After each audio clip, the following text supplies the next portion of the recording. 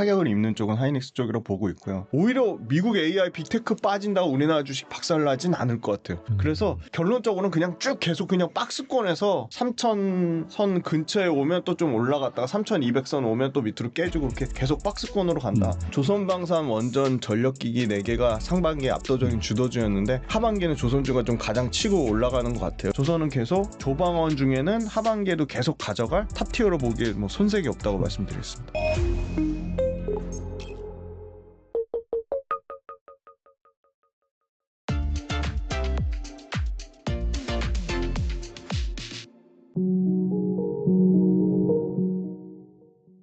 김지훈 대표님 모셨습니다. 안녕하세요.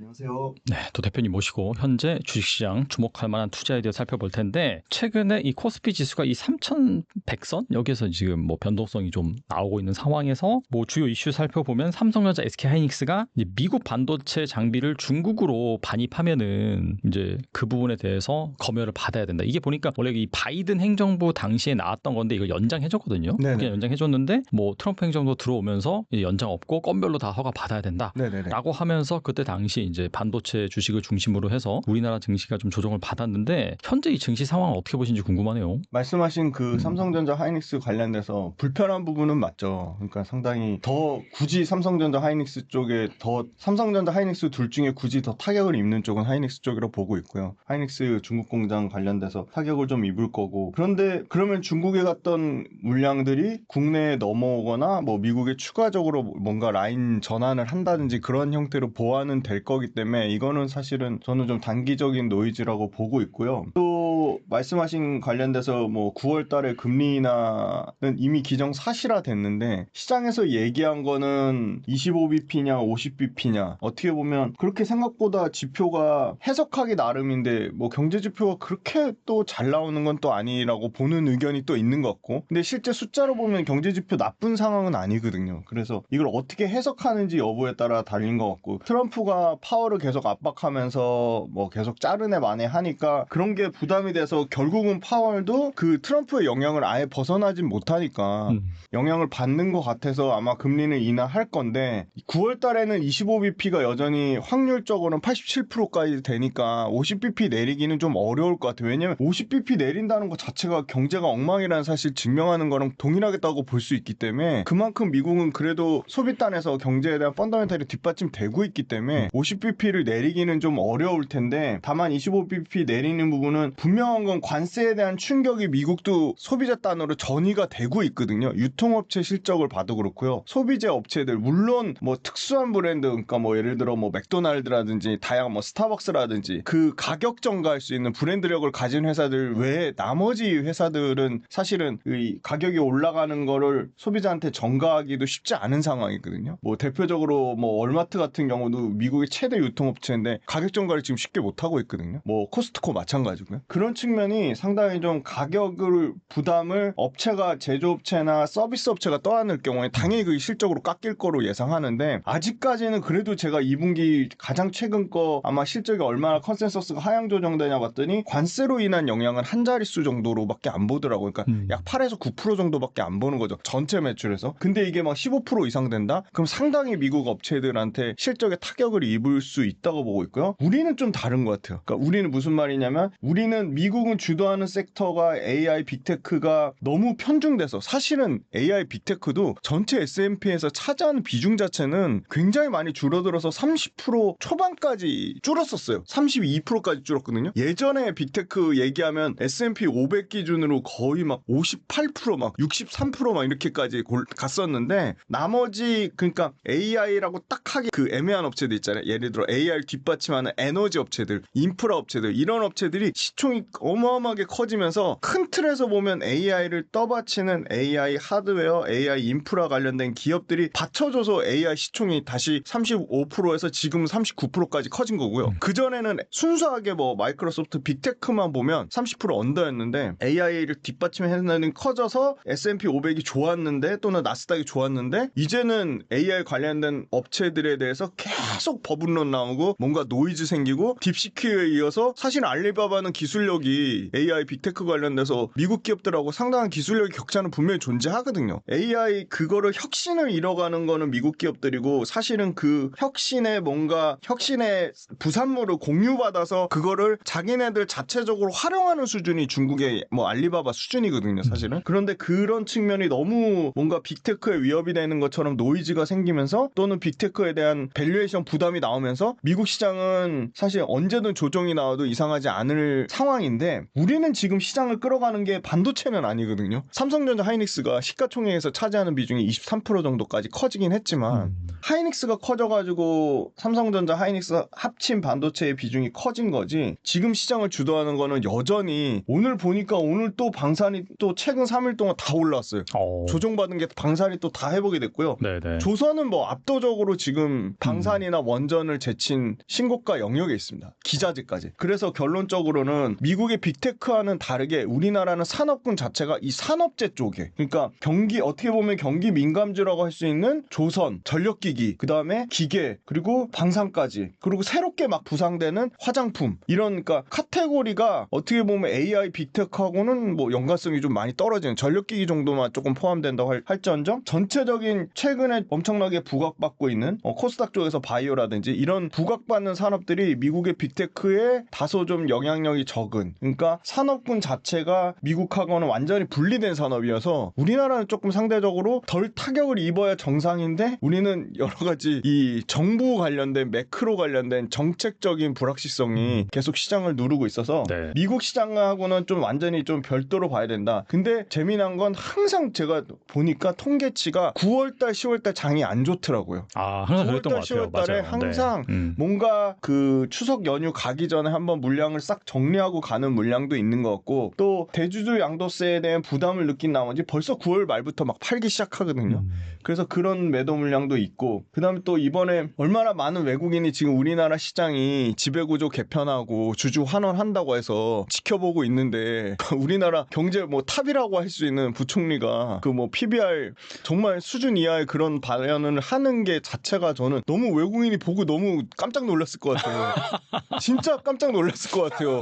쟤네는 도대체 아니 그렇잖아도 막 외국인이 들어올까 말까 너무 고민되잖아요. 대만하고도 비교하고 일본하고도 비교하고 심지어 뭐 중국하고도 비교하는 마당에 PBR이 10배라는 그런 정말 그 우리나라 딱 그 수준을 완전히 막 그 파강시키는 발언을 했잖아요. 그래서 이런 부분 외국인 투자자가 그래서 너네는 안 되는구나 이렇게 이미 한번 신뢰가 깨졌고 부정적인 인식이 계속 이어질까봐 그게 너무 무서운 거죠. 아니나 다를까 외국인의 연속성이 없어요. 지금 제가 오늘도 수급을 체크해봤고 왔는데 어떨 때는 막 8천억씩 팔다가 2천억 사고 다시 4천억 팔고 이래서 누적적으로는 8월 한 달간 보면은 2조 넘게 팔았어요 여전히. 그러니까 연초에 막 한 5월까지요 지배주주 개편되고 그 다음에 상법 개정되고 배당소득 분리과세 된다고 해가지고 쫙 올라왔는데 그나마 다행인 건요 최근에 기관이 어디 돈이 있는지 모르겠지만 기관이 매수세로 받치고 있어요 시장을. 그래서 일단은 너무 다행이고 저는 뭐 여기서 오히려 한번 크게 조정이라도 오면 그 조정을 기다리던 대기 매수세가 들어올 텐데 그런 조정이 오려면 아까 얘기한 그런 그 정부 정책 관련된 불확실성이 안 좋은 쪽으로 결과가 났을 때 배당소득 분리과세가 뭐 10억으로 결과가 아예 딱 난다든지 그런 쪽으로 나오면 한 번에 확 충격이 있을 텐데 오히려 미국 AI 빅테크 빠진다고 우리나라 주식 박살나진 않을 것 같아요. 그래서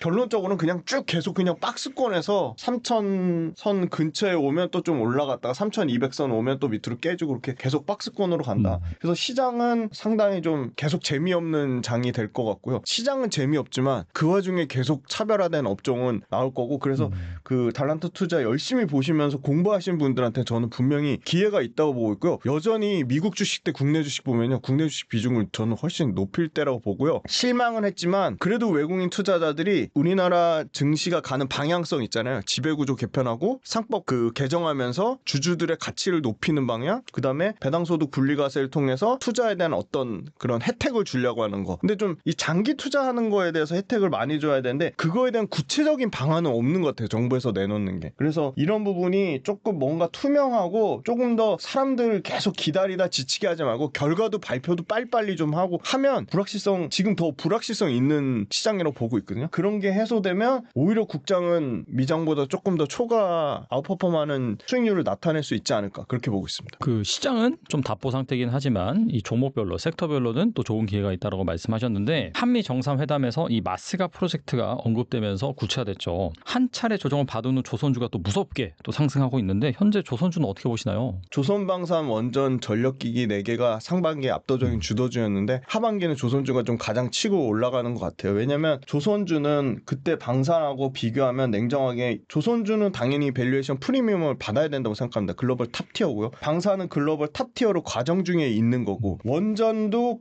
탑티어로 가려고 하는 과정 중에 있는 거고요. 전력기기는 탑티어는 아니고요. 그래서 이 조선이 이미 탑티어인데 그럼 그동안의 밸류에이션 프리미엄을 받았냐? 하나오션 정도가 저는 프리미엄 받은 것 같고요. HD 현대중공업이나 HD 한국조선해양이나 삼성중공업은 프리미엄까지 받았다고 얘기하기는 좀 어려운 것 같아요. 왜냐면 실적이 개선되는 폭이 주가 상승하는 폭을 계속 따라가고 있어요.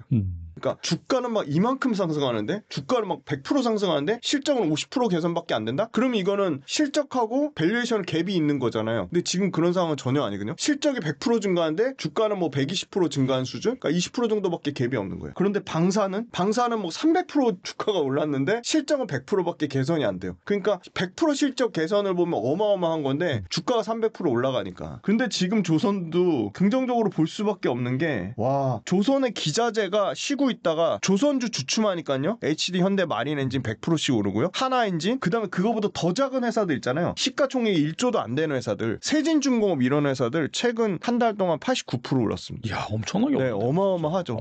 좀 관심이 없는 사람들, 그러니까 시가총액이 4천억대 있는 회사가 막 7천억 이렇게 지금 가고 있어요. 그럼 그 회사가 세진중공업이 1조가 되는 순간 기관 수급이 들어오겠죠. 그래서 조선은 기자재까지 확산세가 이루어지고 있다.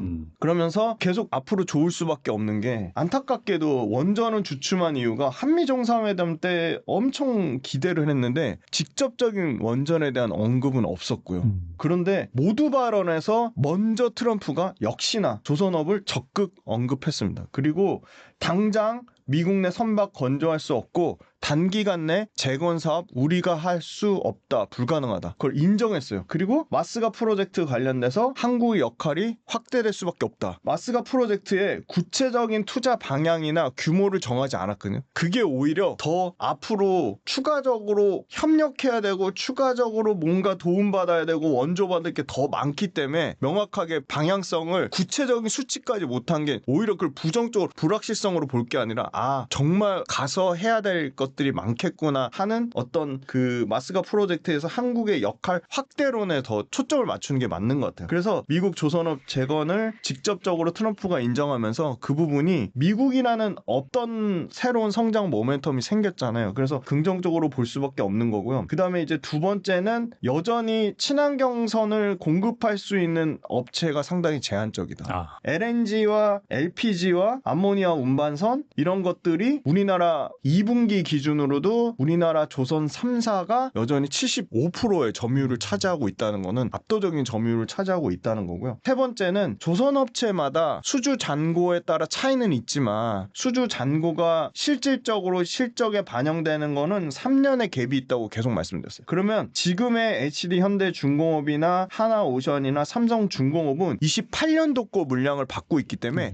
27년도 거까지는 이미 그게 다 찼다는 겁니다. 실적이, 매출과 이익이 보증이 된다는 거고요. 그리고 네 번째는 이거 굉장히 중요한 건데 비싼 배를 판 그게 실적이 이제 막 반영되기 시작했어요. 그러니까 22년도 성과보다는 23년도 성과가 비쌌고 23년도 성과보다는 24년도 성과가 비쌌거든요. 그럼 24년도 성과가 HD 현대중공업, HD 한국조선해양, HD 현대 삼호중공업, 현대 미포, 하나오션, 삼성중공업 모두 24년도 때 제일 비쌌던 초대박 고성과 물량이 실적 반영되는 게 26년도부터 본격적으로 반영되거든요. 지금 거 실적 보니까 지금 것도 여전히 22년도 거랑 23년도 거가 반영되는데 드디어 제일 가격이 나빴던 22년도 거를 다 떨더라고요. 올해 상반기에 조선 3사, 대형 3사가 다 떨고 올해 하반기는 그래도 22년도 거보다 비싼 23년도 거 물량을 받아요. 그러니까 훨씬 좋아지는 거죠. 마진이 좋아지는 거죠. 그 다음에 다섯 번째는 조선사들도 엄청나게 비용 절감을 하고 있습니다. 그러니까 무슨 말이냐면 그들 그들만의 자체적인 공정의 혁신이나 생산성 그리고 원가 절감을 통해서 영업 레버리지 효과를 노리는 거죠. 그리고 우려했던 외국인 노동자들의 숙련도가 상당히 올라갔습니다. 올라가고 HD 현대를 예를 들면 HD 현대 로보틱스 아마 상장할 것 같은데요. 여기가 용접 관련된 로봇의 매출만 거의 1,000억 가까이, 전체 아마 실제 HD 현대 로보틱스 연간 매출은 2,800억 사이즈예요. 그러니까 두산 로보틱스나 레인보우 로보틱스는 게임이 안 될 정도로 큰데 거기 매출의 상당 부분을 용접하는 로봇이 차지하고 있거든요. 그래서 이 확장성은 굉장히 커질 거라고 보고 있고, 물론 뭐 작은 뉴로메카 같은 회사들도 실질적으로 HD 현대그룹이나 하나오션 쪽하고 계속 용접용 로봇을 판매를 하는 걸로 알고 있거든요. 그래서 이런 쪽이 커지면서 조선업이 상당히 앞으로도 계속 좋아질 수밖에 없는 구조다. 매출가액이 최대 실적을 갱신하고 영업이익률이 한 자릿수였는데 HD 현대 중공업만 해도 올해 2분기 역대급 영업이익률 10% 중 11.8%까지 올라왔거든요. 아마 연간으로는 하반기에 더 이제 고성과 물량 반영되면 15%, 17%, 20%까지 올라올 것 같아요. 이미 현대 3호중공업은 20% 가까이 내년이면 바로 20%대 영업이익률 나온다고 하거든요. 그래서 그런 측면을 봐도 그렇고, 그 다음에 수급, 외국인 기관 수급이 다시 들어오기 시작했습니다. 약간의 차익 실현 물량이 좀 있었는데요. 조선은 다시 들어옵니다. 신고가 영역임에도 불구하고 다시 들어오고 있고, 그 다음에 마지막으로 밸류에이션 측면을 보면 아직까지 원전이 가장 너무 비싸고요. 원전은 두산 에너빌리티 같은 경우가 PER 기준으로 130배가 넘으니까요. 최근에 주가 좀 빠졌는데도 130배. 근데 방산이 지금 하나 에어로랑 LIG 넥스원이랑 대표적인 거 한국항공우주, 그 다음에 현대 로템 다 PER 밸류가 30배가 넘습니다. 30배가 넘는데 HD 현대 중공업이 내년 포워드 PER 기준으로 28배까지 떨어지고요. 왜냐면 매출가 이게 50%씩 성장하니까. 그 다음에 HD 한국조선해양은 중간 지주사니까 9배밖에 안 되고요. 그 다음에 역시나 삼성중공업도 30배 초반 정도밖에 안 됩니다. 그리고 하나오션이 제일 비싸요. 하나오션이 38배 정도까지 나오더라고요. 그래서 전반적으로 방산을 주도하는 섹터랑 조선을 주도하는 섹터랑 그 다음에 원전을 주도하는 섹터의 밸류에이션을 비교해보면 조선이 엄청 비싼 수준은 아니다. 조선을 PBR로 비교하시는 분들이 있더라고요. 그러면 PBR로 보면 조선이 역대급 그 PBR보다 살짝 높은 수준인데요. PBR보다는 이익의 성장률로 보시면 조선이 방산보다 더 싼 건 맞습니다. 그래서 전반적으로 조선은 계속 하반기에도 여전히 미국이 먼저 원조로 요청한, 그리고 기존의 캐시카우를 여전히 잘하고 있다. 그래서 조선은 계속 조방원 중에는 하반기에도 계속 가져갈 탑티어로 보기에 손색이 없다고 말씀드리겠습니다. 그럼 주로 하나오션에 좀 관심이 쏠려 있다 보니까 밸류에이션이 가장 비싼데, 네. 그거 말고 좀 주목할 만한 조선주 있을까요? 네, 저는 이제 오늘 두 종목 가져왔는데요. 상대적으로 이 회사도 주가가 올랐는데 관심은 별로 없으시더라고요. HD 현대 마린 솔루션입니다. 네, 약간 배가 있잖아요. 네. 신조, 그러니까 새로운 배가 안 나오면 오히려 이 HD 현대 마린 솔루션은 오히려 좋은 상황입니다. 그러니까 새로운 배가 안 나온다는 얘기는 새로운 배가 끊임없이 계속 신규 수주가 나올 수는 없겠죠. 약간의 소강 국면이라고 보는데요. 그 소강 국면일 때 경기가 뭔가 약간 불안하다고 생각하고, 아니면 뭔가 지금 미국발 이슈 때문에 미국에서 중국 조선소를 워낙 강하게 푸시를 하니까, 규제를 하니까 중국 조선소에 발주했던 게 취소되고 있거든요. 그러니까 약간의 미국의 눈치를 보면서 해운사 입장에서 그렇게 좀 공격적으로 발주 주기가 조금 애매한 상황이에요. 그때 뭐가 나오냐면 기존 배들을 유지 보수하고 엔진을 교체하고 친환경 엔진으로 교체하고 기존 배들을 싹 업그레이드하는 작업, 그거를 가장 잘하는 탑티어가 HD 현대 마린 솔루션입니다. 그런데 HD 현대 마린 솔루션도 매출과 영업이익률 모두 컨센서스를 초과하는 실적으로 증명을 계속 하고 있습니다. 2분기 실적에서도 영업이익 거의 20% 가까이 증가했고 영업이익률 역대급인 17.7%를 기록을 했거든요. 그런데 HD 현대 마린 솔루션은 HD 현대 중공업의 엔진 시장 점유율이 계속 역대급으로 올라오고 있거든요. 그러니까 하나 엔진 생각하시는데 하나 엔진보다 그 HD 현대 중공업이 가진 자체 엔진 사업부가 훨씬 크고요. 매출이나 이익 사이즈도 크고요. 탑티어입니다. 그런데 HD 현대 중공업의 엔진 사업부의 시장 점유율이 커지면 커질수록 거기에 대한 최대 수혜는 HD 현대 중공업 엔진 사업부는 비상장이고요. 왜냐면 자회사로 있는 거니까. HD 현대 마린 솔루션이 최대 수혜주거든요. 그래서 HD 현대 마린 솔루션이 HD 현대 중공업과 HD HD 현대 미포 조선과 HD 현대 마린 엔진 요 세 개의 엔진에 대한 교체나 수리나 유지 보수를 담당하기 때문에 HD 현대 마린 솔루션이 좋을 수밖에 없고요. HD 현대 마린 엔진이 HD 현대 그룹으로 편입된 지 얼마 안 됐어요. 그래서 그 캡티브 마켓을 활용하는 게 본격적으로는 올해 말부터라고 보고 있어요. 왜냐면 HD 현대 마린 엔진이 과거에는 HD 현대 엔진에 어떻게 보면 그 OEM, 그러니까 위탁 생산식으로 엔진을 받았다면 이제는 HD 현대 마린 엔진이 어떻게 하냐면 HD 현대 미포조선이랑 직접 다이렉트로 해서 중형 엔진을 받거든요. 그러면 그 캡티브 마켓 받는 물량 족족 다 HD 현대 마린 솔루션이 유지 보수나 교체 작업을 진행할 것 같아요. 그 다음에 이제 두 번째는 이제 그 친환경 규제 때문에 이중 추진 연료 DF 엔진이 시작된 지가 얼마 안 됐어요. 한 3년밖에 안 됐어요. 그런데 IMO에서 국제회사기구에서 이 이중 추진 연료를 달거나 새로운 배로 교체를 안 하면, 친환경선으로 교체를 안 하면요 27년부터 벌금을 내야 되거든요. 그래서 가장 빠른 게 엔진 교체가 제일 빠르거든요. 배를 교체하는 것보다. 그래서 이 엔진 교체하는 작업이 본격적으로 27년에 벌금을 안 맞기 위해서 26년도부터는 들어갈 것 같아요. 그래서 그거에 대한 수요가 현재 실적에는 반영이 안 돼 있어요. 그러니까 HD 현대 마린 솔루션은 앞으로 이중 추진 연료 엔진, DF 엔진 교체 수요가 얼마나 실적에 본격적으로 반영되냐에 따라 완전 그 실적 자체가 퀀텀 점프할 것 같고요. 그 다음에 또 최근에 재미난 거는 FSU라고 액화장치, 제액화장치. 그러니까 바다에서 떠도는 LNG를 바다에서 떠놓은 상태로 LNG를 교체 작업을 하는 거거든요. 육상으로 가져와서 LNG 그 장치를 하는 게 아니고, 그래서 이 LNG 액화 장치가 매출단에서 비중 자체가 계속 지금 커지고 있습니다. 그리고 마지막으로 이 소위 말하는 그 친환경 솔루션, 그러니까 그 엔진 관련된 어떤 서비스나 유지 보수하는 것도 AI랑 결합해서 하는 서비스가 막 이제 시작됐거든요. 이거는 1년도 안 됐어요. 올해 연초부터 이제 시작됐는데 이거에 대한 그 만족도가 상당히 높다고 합니다. 그래서 저는 이게 HD 현대 중공업이나 HD 현대 그룹의 그 조선사들 뿐만이 아니고 하나오션이나 삼성 중공업 쪽으로 확산세가 있지 않을까. 왜냐면 요거 관련돼서 AI 결합된 일종의 디지털 유지 보수인데, 이거가 재미난 게 구독 모델이에요. 월간 사용료 얼마 내고 계속 정기적으로 계속 점검받는 거거든요. 우리 뭐 웅진 코웨이 하면은 계속 매달 와서 네네. 점검받는 것처럼. 그래서 이거는 사실 그 기술적으로 갖고 있는 그 어떤 진입 장벽이나 가장 먼저 시장을 선점한 게 HD 현대 마린 솔루션이 뭐 압도적으로 1등이기 때문에 요거 관련돼서 사실은 HD 현대 마린 솔루션이 제일 커질 거로 보고 있고요. HD 현대 마린 솔루션의 밸류에이션은 내년 포워드 PER 기준으로 30배 언더입니다. 26배 정도니까 밸류에이션도 뭐 엄청 비싼 수준은 아니고. 그런데 사실은 그건 있어요. 오버행 물량 뭐 한꺼번에 기관이 갖고 있는 거 물량, 왜냐면 5월달에 상장했으니까, 올해 5월달에 작년 5월달이니까 이제 1년 이상 된 물량들 오버행 물량 나오는 거 아니냐, 그렇게 오버행 물량에 대한 주가 부담을 얘기하고 있는데요. 그러기에는 지금 조선업이나 엔진업이나 성장세를 봤을 때 단기적으로 이거를 엄청나게 한꺼번에 매도 물량이 쏟아질 가능성은 좀 낮다고 보고 있어요. 근데 오히려 일시적으로 1년 이상 그 보호예수 해제된 물량이 일시적으로 한두 번 툭툭 이렇게 뭐 큰 물량이 나와서 빠진다. 저는 그때는 신규 투자자 입장에서 좋은 기회라고 보고 있습니다.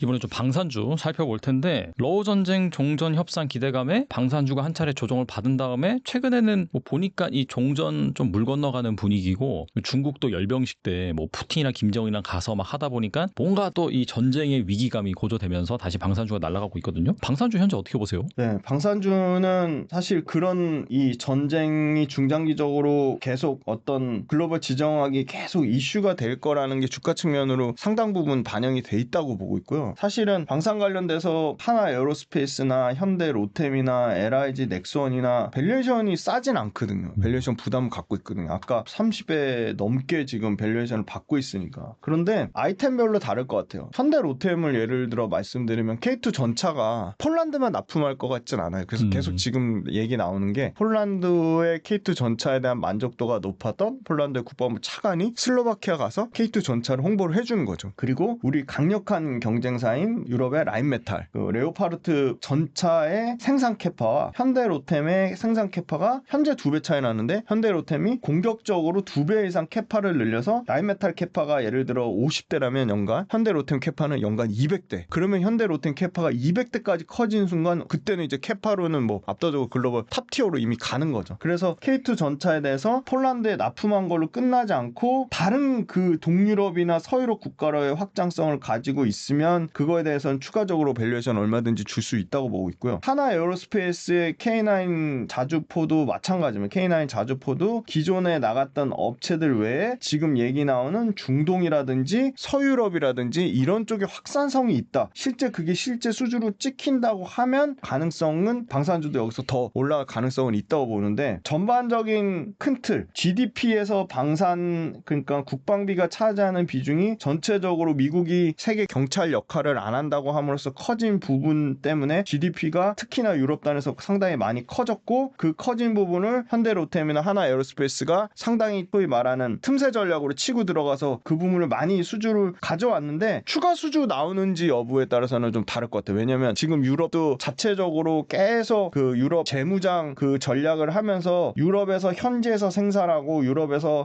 최대한 우리 자국어 쓸 거야 하는 분위기가 있거든요. 물론 걔네가 물량 자체가 캐파가 아까 K2 전차 기준으로 비교해봐도 캐파가 안 돼서 그런 부분이 있는데, 이게 얼마나 실질적으로 수주로 이어지냐 여부고요. 두 번째는 가격 문제가 상당히 경쟁력으로 주목을 받고 있습니다. 예를 들어 K2 전차가 지금 레오파르트 전차 대비 40% 정도 싸다고 하니까 안 쓸 이유는 없는데, 유럽에서 자체적으로 아무리 싸도 우리는 자체에 우리 거 쓸 거야 하는 경우가 얼마든지 전 생길 수 있다고 보거든요. 그래서 그런 측면으로 보면 방산주는 여기서 결국은 추가적으로 나오려면 지금 막 10명씩 얘기 나오고 하는 거는 단기적인 걸로 보이고요. 트럼프 입장에서 보면 러시아 우크라이나 전쟁 빨리 종전시켜가지고, 왜 그 얘기 하잖아요. 지금 우크라이나 돈바스 지역이 엄청난 지역인데 거기 자원도 엄청나고 하는데, 그냥 우크라이나 너네 그 돈바스 지역 그냥 포기하고 러시아랑 평화 협정 체결해 하는 거 보면 그 트럼프가 약간의 뭐 노벨 평화상을 노리고 그런 얘기도 계속 나오거든요. 맞아요.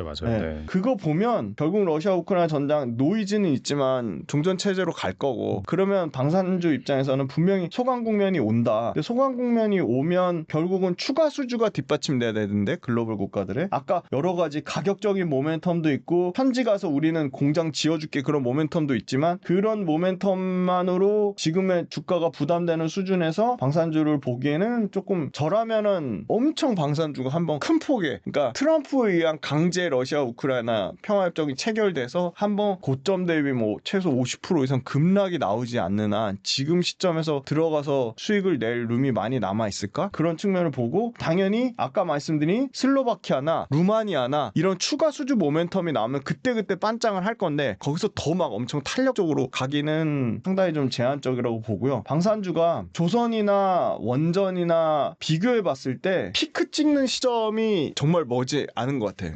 수주의 피크, 실적의 피크. 네네. 그러니까 조선 원전은 또 너무 긴 모멘텀이고요. 방산보다는 조선이 조금 더 수주의 피크 시점이나 어떤 매출과 이익의 실적의 피크 시점이 조금 더 룸이 더 저는 남아 있다고 보고 있습니다. 그리고 한미 정상회담에서 미국과의 원전 협력도 강화되는 모양새인데, 원전주는 어떻게 보시나요? 네, 원전주야말로 진짜 롱텀 장기로 봐야 되는데요. 지금 원전 노이즈가 너무 많았잖아요. 뭐 한수원부터 해가지고 뭐 노예 계약이다.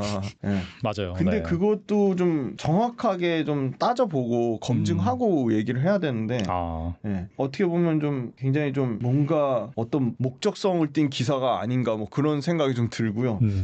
요거 4파 정구도 형성하는 세계 원전 시장이에요. 결론부터 말하자면 대체하기가 어렵다. 우리나라에 대체하기 어렵다는 거예요. 그렇죠. 네. 네네. 압도적으로 한국의 시공 능력과 가격 경쟁력은 증명을 하고 있고요. 네, 이따 그 뭐 노예계약 관련된 것도 다 말씀드릴게요. 그 다음에 미국이 원천 기술을 가진 건 분명합니다. 분명하고요. 한국과 미국이 체코, 폴란드, 아랍에미리트 진출했고요. 그 다음에 가장 최근에 레퍼런스 쌓은 거는 한국밖에 없습니다. 프랑스가 핀란드하고 영국에 진출했는데 이거 굉장히 데이터가 오래전 데이터예요. 그 다음에 러시아는 이집트, 인도, 튀르키예 여기만 진출했고요. 중국은 파키스탄하고 아르헨티나밖에 진출을 못했습니다. 그런데 여기서 러시아, 중국 빼면 경쟁사가 프랑스밖에 없어요. 미국은 우리랑 같이 가는 겁니다. 계속 기술 파트너로서 계속 가는 거고요. 그 다음에 요건데요. 유럽 내 웨스팅하우스 대형 원전 프로젝트 추진도입니다. KB증권에서 가져왔는데, 웨스팅하우스가 핀란드, 네덜란드, 영국, 슬로베니아, 폴란드 다 요거 1, 2년 내에 임박한 프로젝트들이에요. 핀란드, 폴란드, 슬로베니아, 슬로바키아, 불가리아 여기 지금 이거를 얘네가 웨스팅하우스가 설계에 대한 수주를 받잖아요. 그러면 그거를 제작할 수 있는 능력이 안 됩니다. 웨스팅하우스가.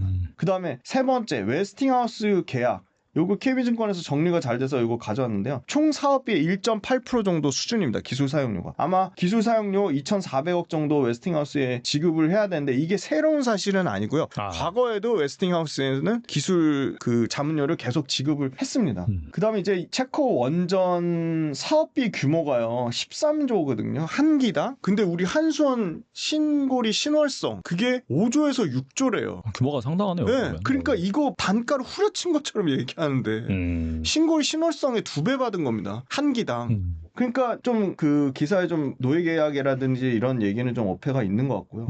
대형 원전 기술 보유한 게 웨스팅하우스랑 요번에 폴란드에서 끝까지 계속 우리한테 싸웠던 EDF랑 한수원밖에 없어요. 한수원밖에 없는데 웨스팅하우스가 유럽과 미국에서 결국 사업 추진하려면 파운드리가 있어야 됩니다. 왜 똑같은 거죠. 엔비디아가 TSMC 없으면은 AI 칩 못 만들잖아요. 그러니까 이것도 두산 에너빌리티나 BHI가 없으면은 웨스팅하우스가 못 만들 겁니다. 그렇다고 웨스팅하우스가 예를 들어 프랑스의 그 업체들이 있거든요. 프랑스도 두산 에너빌리티 같은 기자재 업체가 있거든요. 근데 얘네 거 썼다가 예전에 프랑스 기자재 업체를 독일이 썼다가요. 중단시켜버렸어요. 품질에 문제가 생겨가지고. 레퍼런스도 부족했는데 품질에 문제 생기고 납기 못 맞춰가지고 독일이 중단시켰거든요. 독일도 지금 원전 부활하고 있죠. 그래서 저는 이거 상당히 큰 문제가 될 거라고 보고 있고요. 원전 산업은 대형 원전과 SMR 미국에서 앞으로 기존 현재 진행 중인 거 4배 이상 확대하겠다고 했는데 한국 원전 밸류체인에 러브콜 줄 수밖에 없다. 웨스팅하우스랑 지금 한수원이랑 관계가 노예계약처럼 나빴지만 서로 그냥 기술적으로 협력하는 관계입니다. 기술적으로 끈끈하게 협력하는 관계고 완전한 공급망을 갖추지 못한 미국이 결국은 온타임 온버짓으로 그러니까 예산 안에 그리고 그 적정 그 납기 안에 그 두 가지 적정 예산과 적정 납기를 모두 맞추려면 결국은 그 우리나라 두산 에너빌리티 단한테 이런 제작 파운드리에 대한 도움을 맡길 수밖에 없다는 거고요. 미국 진출 가속화될 것으로 보고 있습니다. 차라리 철저하게 일종의 쉽게 말하면 분업한 거죠. 분업화. 웨스팅하우스가 설계를 맡고 두산 에너빌리티와 현대건설이 시공을 맡고 그 다음에 그 밑단의 보조기기를 BHI나 S&T 에너지가 맡고 이렇게 철저하게 분업화되는 시대로 갈 것 같고요. 그리고 웨스팅하우스 관련돼서 지금 체코 두코바니로 끝나진 않고요. 바로 아마 테물린이 있습니다.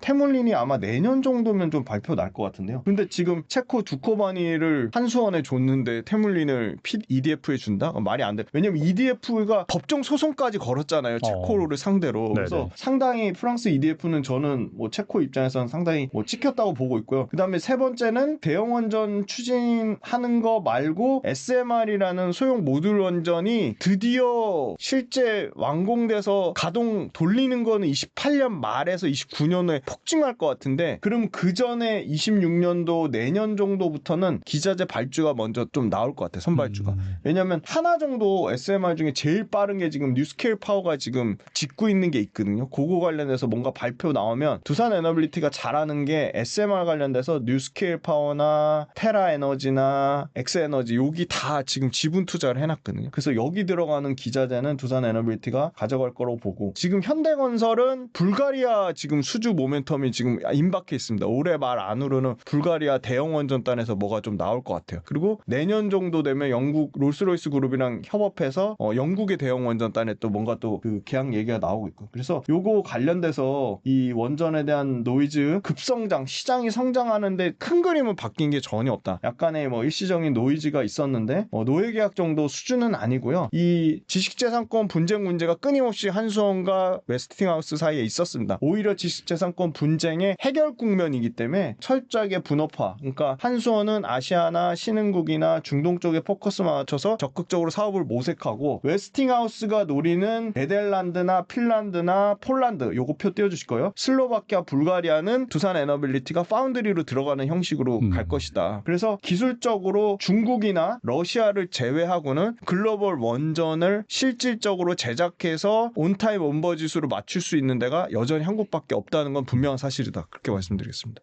그렇다면 그 두산 에너빌리티에 주목할 만한 또 기업이 있을까요? 네, 두산 에너빌리티가 너무 비싸가지고요. 계속 그 밑단에 이제 보조기기랑 복합 LNG 발전 설비. 그러니까 딱 이건 것 같아요. 지금 과도기잖아요. 야, 원전 28년, 30년까지 어떻게 기다려? 그럼 당장 LNG부터 빨리 돌려. 그래서 지금 원전 기자재 업체들이 기본적으로 LNG를 하거든요. 그래서 그 LNG 관련돼서 최근에 두 개의 기업, BHI랑 S&T에너지가 날아가고 있습니다. 근데 최근 주가 탄력도는요. 사실 대형주지만 두산 에너빌리티가 주가 탄력도가 제일 좋았거든요. 근데 지금은 압도적으로 BHI가 제일 좋고요. 이미 증권사에서 계속 목표가 갱신하는 걸 다 초과를 넘었습니다. 네, BHI도 역대급 실적이 나왔는데 어닝 서프라이즈를 기록했고요. 당연히 지금 딱 시점에서는 LNG 모멘텀을 가장 많이 받고 있는 게 요 BHI하고 S&T 에너지입니다. BHI는 상대적으로 두산 에너빌리티보다는 밸류에이션이 쌉니다. 왜냐하면 올해 기준 PER 지금 주가가 너무 올라와서 40배지만 내년에는 30배 초반까지 떨어지고요. S&T 에너지 같은 경우는 내년 PER 기준으로 보면 20배 미칩니다. 그러니까 여전히 이런 그 LNG 기자재가 상당히 좀 어떻게 보면 프리미엄 받아도 될 정도인데 그런 프리미엄 받는 수준은 아니고요. 하반기에 BHI는 이미 원전 매출이 납니다. 신한울 3, 4호기에 그 보조기기 매출이 나고 있고요. 현재는 BHI 같은 경우는 동남아, 동북아, 중동 연간 신규 수주가 아마 내년 기준으로 보면은 이미 올해 1조 8천억의 누적 수주 잔고를 갖고 있고요. 내년에 2조 돌파해서 2조에서 3조 사이를 노리고 있어요. 근데 왜냐면 LNG 생산 능력이요. 28년도까지 글로벌 LNG 생산 능력은 연간 40%씩 증가해요. 어마어마하게 증가하는 거거든요. 그러니까 이게 톤수로 치면 6억 7천만 톤까지 커진다고 합니다. 그런데 이거에 대한 가장 큰 데는 미국 못지않게 중동입니다. 중동. 그래서 중동에서 루마2라든지 나이리아라든지 라빅2라든지 요거 다 중동에서 뭐 이런 데요. 사우디, 아랍에미리트, 쿠웨이트, 카타르, 오만 이런 데거든요. 여기서 발전소 프로젝트의 이 대부분이 BHI나 뭐 S&T 에너지 쪽에 이 HRSG, 페어레스 보일러나 에어쿨러나 아니면 BOP라고 하는 보조기기, 대형 보일러 수주가 기대를 하고 있고요. 그 다음에 최근에 필리핀 쪽에서 대형 보일러랑 중동 쪽에서 HRSG 수주를 받으면서 최근에 신규 수주로 1조 2천억을 추가했어요. 그런데 HRSG랑 소위 말하는 BOP, 그러니까 원자력 관련된 보조기기 마진단을 보면 HRSG보다는 원자력 보조기가 마진이 좀 더 좋은 것 같아요. 근데 아직도 BHI 전체 매출에서 원자력 보조기기 쪽이 차지하는 거는 15%에서 20% 왔다 갔다 하는 것 같아요. 그러니까 확장성이 있는 거죠. 그러니까 지금은 HRSG 쪽이 매출이 워낙 커가지고 HRSG가 거의 연간 매출의 70% 이상을 차지하니까 HRSG 매출은 계속 줄어들고 BOP 매출이 계속 올라가면 BHI도 연간 영업이익률은 계속 개선될 것으로 보여요. 그래서 얘네도 보니까 연간 영업이익률 지금 거의 6% 언더인데 올해 한 6%대 후반, 26년도에 거의 8%, 27년도에 뭐 11% 영업이익률 잡아놨더라고요. 그러니까 그 말은 무슨 말이냐면 그 영업이익률을, 그러니까 영업 레버리지 효과가 계속적으로 좋아진다는 거죠. 그다음에 두 번째는 얘네가 소재로 쓰는 원자재 가격이 하향 안정화되고 있습니다. 그러니까 영업 레버리지 마진이 좋아질 수밖에 없는 거고요. LNG 발전소에서 그러면 LNG나 원자력 발전소에서 얘네 걸 왜 써야 되냐? 발전 효율이 60% 이상 좋아지는 핵심 설비이기 때문에 써야 되는 거고요. 얘네도 가서 다 현지화 가가지고 사이트를 하고 있습니다. 그래서 BHI가 지금 일단은 대장주처럼 움직이고 있고요. 마지막으로 이제 S&T 에너지 말씀드리면 S&T 에너지는 BHI보다 조금 더 HRSG가 아닌 조금 더 특화된 에어쿨러 쪽을 하고 있습니다. 에어쿨러가 사실은 이 공랭식 에어쿨러가 재미난 거는 굉장히 노동집약적인 산업입니다. 그러니까 기술집약적인 건 기본 베이스라고 노동집약적이어가지고 경쟁사가 이렇게 쉽게 들어올 수가 없어요. 심지어 우리나라 에어쿨러 만드는 회사가 몇 개 있었거든요. GS도 있었고 그 다음에 외국계 기업 자회사가 우리나라에 들어왔다가 손 털고 나갔어요.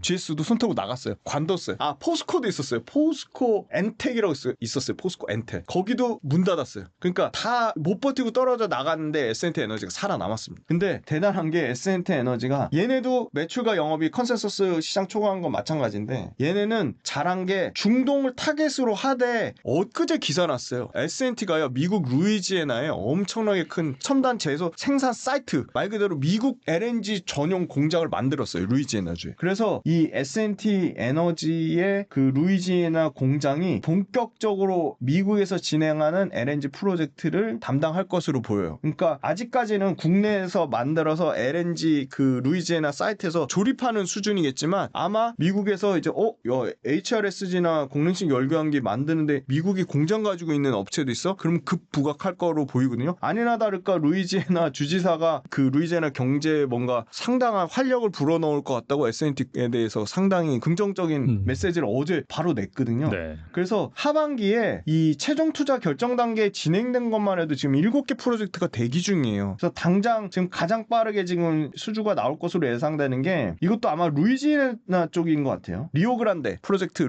그 프로젝트가 있고요. 두 번째는 우드사이드 LNG 프로젝트가 있습니다. 요거 관련돼서 각각 기본 그냥 1,000억 단위거든요. 근데 열병기가 평균 마진율이 좋지 않아요. 근데 얘네도 평균 마진율이 계속 갱신됩니다. 계속 뭐 6%대에서 8%, 10%대. 그래서 얘네도 27년 정도 되면 아마 두 자릿수 마진을 나타낼 것으로 보이고요. 아까 굉장히 노동 집약적이고 기술 진입 장벽이 있다고 말씀드렸는데 잘하는 거는 미국의 EPC 중에 요런 쪽 그 LNG 프로젝트 쪽 탑티어가 백텔에너지입니다. 근데 최근 상반기에 이미 백텔에너지한테 798억의 수주를 받았습니다. 그래서 현재 루이지애나 가서 사이트까지 지을 정도면 백텔에너지한테 그냥 단기적으로 그냥 한 번 수주받고 끝날 것 같진 않아요. 그래서 추가적으로 연속성이 있을 거라고 보고 매출이 2배 증가했고 영업이익이 5배씩 증가하면서 이게 고정비를 엄청나게 커버하는 수준까지 나오고 있다. 이 수주 모멘텀은 중동, 북미, 마지막에 동남아시아까지 연결될 건데 동남아시아가 최근에 두산 에너빌리티도 막 베트남 가서 수주 받는 것처럼 인도네시아, 베트남, 태국에서 에너지 소비를 LNG로 쓸 가능성이 매우 높고요. 실제 트럼프도 동남아시아에 우리 LNG 사가라고 엄청 압박 넣고 있으니까 이 LNG 수요 늘어나는 거 인도네시아, 베트남, 태국 쪽에 들어가는 설비, 기자재, 설비를 S&T 에너지가 실제 납품한 이력이 있기 때문에 여기도 추가 수주가 있고 중동은 사우디 아람코를 이미 생산 법인을 S&T 에너지가 갖고 있어요. 근데 사우디 아람코 세계 최대 석유화학 회사가 우리 퍼스트 벤더로 S&T 에너지 중동 법인을 선정했다고 밝히면서 검증을 했어요.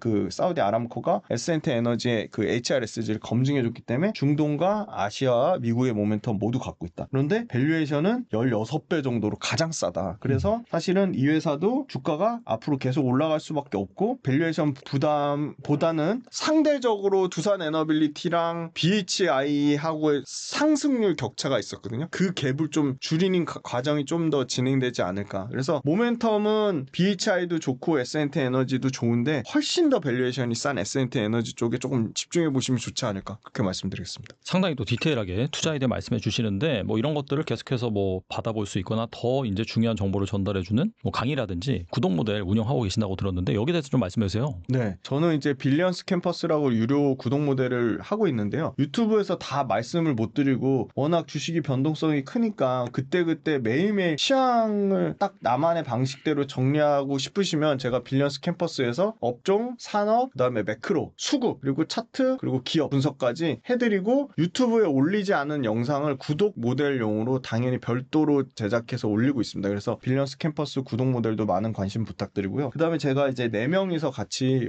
그 오프라인으로 강연 사업을 하고 있습니다. 그래서 지난달에는 8월 말에는 바이오 산업에 대해서 제가 분석하는 그 강연을 했고요. 온라인으로 진행했기 때문에 다 저희가 전문 PD 모셔가지고 녹화본이 있으니까 PD님이 아마 고정 댓글 달아주시면 그거 온라인 녹화본 신청하실 수 있고요. 9월 달에는 다시 오프라인으로 돌아갑니다. 그래서 9월 달에 서울에서 많은 분들 모시고 오프라인 강연 그것도 URL 주소 신청란 달아드릴 테니까 많은 신청 부탁드리겠습니다.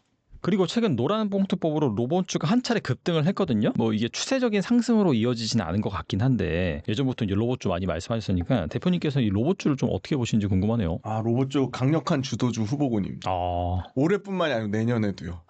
네네. 내년에도 계속 보셔야 될 것 같고요. 네네. 사실 노란봉투법이 저도 근로자 생활을 15년 넘게 했고 지금도 뭐 일종의 근로자 겸 나름 비즈니스를 하고 있는데 사실 이게 양날의 검인 것 같아요. 그러니까 이 노란봉투법 국회 발의되자마자 바로 현대제철 하청업체가 정의선 회장한테 바로 소송을 걸었거든요. 이게 근데 좀 길게 보셔야 되는 게 이러면 기업 입장에서는 점점 더 사람 고용하는 거 이 노사관계가 너무 힘들어지기 때문에 기업주를 대변하는 거 전혀 아니고 그럴 능력도 안 되는데 그러면 오히려 그 역풍을 맞을 것 같아요. 근로자 입장에서는. 그래서 점점 더 근로자 고용하는 거에 대해서 더 적극적으로 공격적으로 인력 양성을 하거나 인력을 뭔가 이렇게 유치하거나 우리나라 그 노동시장에 뭔가 적극적으로 또 긍정적으로 참여하지 않을 것 같아요. 기업 입장에서는. 현대자동차 조지아 공장에 KBS나 뭐 MBC 몇 개 이렇게 찾아보시면 거기는 10분의 1 정도 인력으로요. 그냥 그 우리나라 울산 공장 거의 뭐 맘먹을 정도의 큰 조지아 공장이 인력의 10분의 1로 돌아갑니다. 다 로봇으로 대체돼가지고. 네네. 근데 그게 그 현대 거기만 또 이 얘기해드릴게요. 로보티즈하고 레인보우 로보틱스 있잖아요. 매출이 1,000억도 안 되는 회사예요. 근데 네이버 금융에 보시면 2027년도 이제 불과 2년 남았잖아요. 27년도에 레인보우 로보틱스 매출을요. 얼마 잡아놓은지 아세요? 7,000억을 잡아놨어요. 아 진짜요? 그러니까 이게 딱 온 거죠. 2년 만에 그럼 10배 정도 커진다 이런.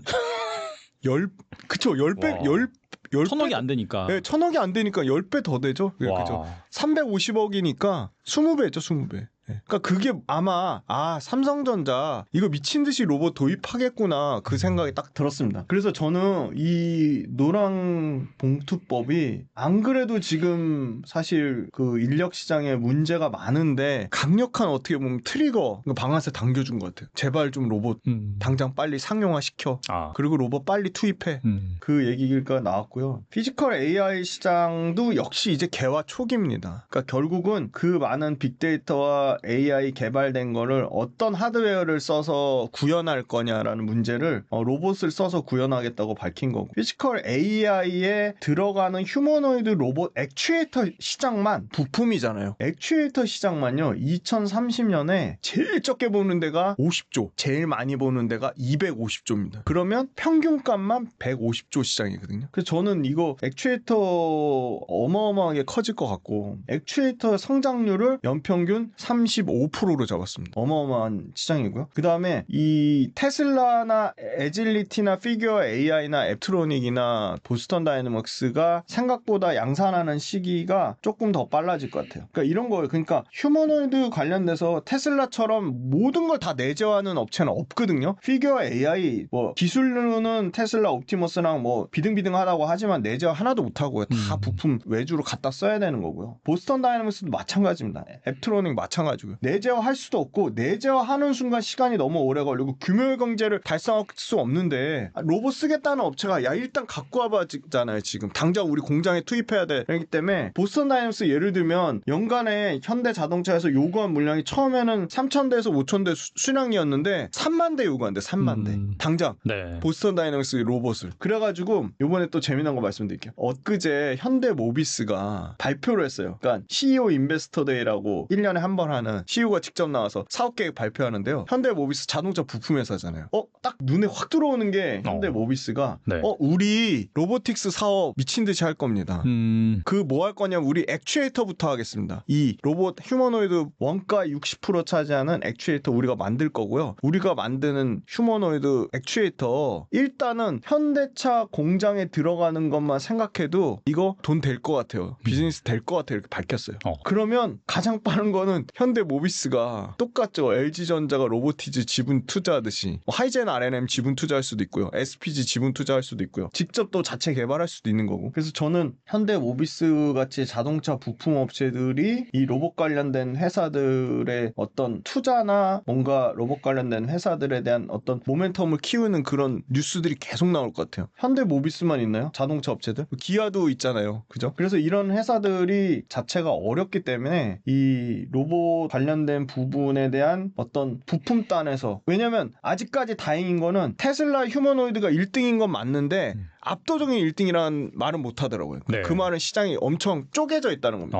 피지컬 AI로 쪼개져 있고, 에젤리트로 쪼개져 있고, 앱트로닉으로 쪼개져 있고, 보스턴 다이내믹스로 쪼개져 있으니까 누가 1등하든 중요하지 않고 거기에 들어가는 우리는 원가 경쟁력 맞춰줄게, 우리 기술력으로 승부할게, 뭐 중국의 유니트리가 됐든 테슬라가 됐든 에젤리티가 됐든 우리는 거기 들어간 핵심 부품을 납품할게 해서 지금 로보티즈 또는 하이젠 R&M이 미친듯이 부각받은 겁니다. 근데 실제 로보티즈가 정말 잘한 거는 이미 테슬라의 시제품 납품한 이력도 있고요. 그 다음에 미국의 방산업체에 납품한 이력도 있고요. 유니트리는 계속 물량이 늘어나고 있고요. 뭐 보스턴 다이내믹스 그리고 뭐 앱트로닉 이런데 계속 납품을 시도하는 거거든요. 그래서 하이젠 R&M은 아마 보스턴 다이내믹스 쪽으로 납품할 거고, 그래서 로봇 산업이 커질 거고, 노사관계 복잡성이 증가하는 것 자체가 그냥 시대적인 흐름인 것 같아요. 그래서 기업들은 이제 그 노동 리스크 자체라면 아주 그냥 지긋지긋할 것 같아요. 그래서 이거를 아예 그냥 원천 차단 회피하기 위해서 로봇 플러스 로봇의 AI라는 두뇌를 심어서 이 시대적인 흐름은 가속화될 것으로 보고요. 당연히 인력 의존도가 완화되기 때문에 로봇 관련된 산업이 커질 수밖에 없는데 감사한 거는 그래도 돈은 쥐꼬리만큼 투자하겠다고 하지만 정부가 로봇 산업을 육성하겠다고 했어요. 이재명 정부에서 글로벌 휴머노이드 3대 강국 도약을 목표로 세웠어요. 그래서 그거에 관련돼서 다양한 추가적인 정부 정책적인 지원이 나올 것 같고요. 발빠르게 이 정부 7대 국정과제에 또 요것도 추가했어요. 피지컬 AI 1등 경제 성장 전략을 발표했거든요. 피지컬 AI 되려면 로봇 산업 같이 커질 수밖에 없습니다. 무조건 같이 커져야 되고요. 5년 내 범용 휴머노이드 개발을 정부에서 적극적으로 주도하겠다고 했어요. 5년 내 범용 휴머노이드. 그러니까 지금 25년이니까 2030년까지 계속 로봇 사업을 지원 육성해서 휴머노이드 로봇 3대 강국으로 도약하겠다고 했고요. 그 다음에 다행히도 아까 말씀드린 우리나라 제조업이 뛰어나잖아요. 자동차 엄청 잘하죠. 그렇죠. 반도체 네. 엄청 잘하죠. 그러니까 아까 삼성 로보틱스가 된 레인보우 로보틱스가 2027년도 매출을 7천억대로 잡아나? 그럼 삼성전자 반도체 공장에 이거 당장 26년도부터는 투입이 되겠구나. 그리고 보스턴 다이나믹스는 현대차 공장에 이미 투입됐지만 훨씬 더 그 투입되는 속도가 빨라지겠구나. 그러니까 우리나라 제조 공장이 많다는 얘기는 엄청나게 긍정적인 거는 이 로봇을 테스트할 수 있는 테스트 베드가 굉장히 다양화되어 있다는 거거든요.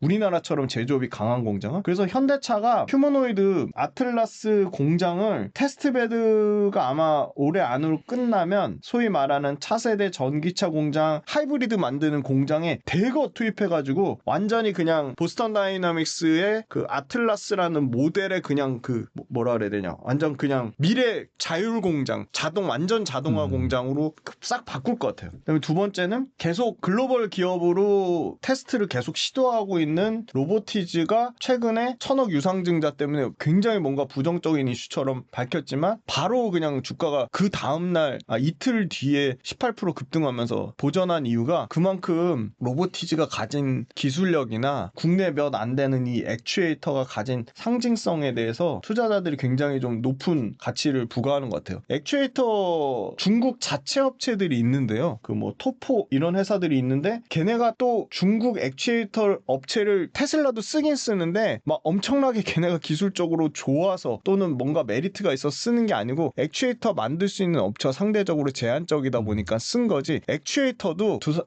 로보티즈가 상당히 아직까지 가능성이 있다고 보는 게 완전히 뛰어 올라가는 그런 탑티어가 없습니다. 그러니까 굉장히 편제돼 있어요. 그러니까 약간 고만고만한 상황인 거거든요. 그래서 이 기회가 있어서 아마 로보티즈는 요번에 1,000억 유상증자 받은 걸로 생산시설 확충하고 캐파 증설하는 상황이거든요. 로보티즈 캐파를 봐도 또 로봇 시장이 얼마나 성장할 수 있다고 보는 게 연간으로 지금 22만 대를 액추에이터 캐파가 그래서 연말까지 하면 30만 대까지 늘어나는데 요거 캐파 증설하면요 2027년까지 로보티즈 액추에이터 캐파가 30만 대에서 300만 대로 늘어난다. 10배 증가한다고 합니다. 그래서 그럼 그냥 괜히 10배 증가할까? 뭔가 수주 가능성을 다 염두에 두고 캐파를 증설하지 않을까? 그래서 그런 측면으로 보면 로봇주가 이번에 노란 봉투법이 어떤 트리거를 세워줬고 그게 정부의 지원까지 엮여서 이런 모든 것들이 다 아직까지 휴머노이드의 완전한 탑티어도 없고 시장이 편제된 상황이고 이 액추에이터도 완전한 탑티어가 없는 상황이고 다행인 건 중국의 액추에이터 업체들 거를 많이 쓰고 있지만 가격적인 부분 때문인 것 같고 어떤 기술적인 차이를 로보티즈가 보여준다면 충분히 대체될 가능성이 있고 그 희망을 본 게 유니트리 로봇에 중국 액추에이터 업체들이 있음에도 불구하고 로보티즈 액추에이터가 들어간답니다. 유니트리.